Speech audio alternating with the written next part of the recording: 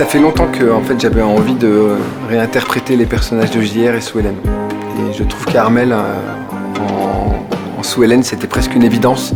C'est-à-dire que c'est un vrai rôle de comédienne. Sue Ellen n'est pas facile à faire.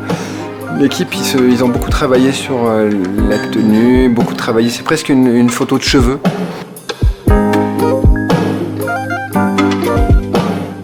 J'ai accepté cette aventure parce que je ne savais absolument pas ce qui m'attendait, mais rien.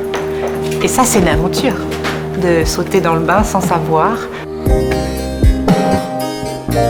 Alors moi, je regardais Dallas quand j'étais petite et j'aimais beaucoup Sue Ellen parce qu'on avait beaucoup d'empathie pour elle, parce que c'était la femme du méchant JR. Donc elle souffrait, elle buvait un peu trop, elle s'en prenait plein la figure. Elle restait un peu digne, elle essayait. Elle m'intéressait plus que Pamela, qui était un peu énervante parce qu'elle avait tout bon. J'ai pensé à des moments dans ma vie, on a tous été confrontés à ça, où on est confronté à quelque chose d'injuste ou d'humiliant. Voilà, j'ai cherché un peu. Bon, ça reste une séance photo, donc j'ai fait ce que j'ai pu, c'est très instinctif en fait. Mais déjà depuis quelques jours, je la regardais beaucoup pour qu'elle soit dans ma tête.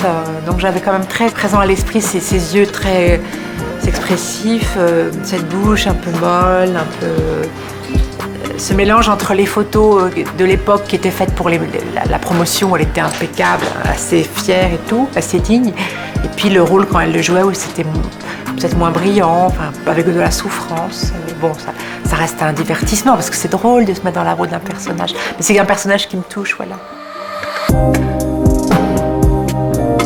Tout était simple en fait. Mais je suis venue vraiment... je savais pas du tout où je mettais les pieds, je savais pas ce qui m'attendait, je savais rien.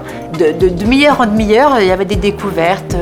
On se coiffe comme ça, non finalement on va faire ça, on met cette robe-là, non finalement on va mettre cette veste-là, on change le bijou, on met la pochette, voilà, work in progress. Et puis vers la fin, ça se densifie, on va chercher pile ce qu'on veut trouver. C'est de la dentelle, c'est précis, hein, c'est impressionnant, c'est du beau travail. Surprise, exigence et fantaisie, voilà.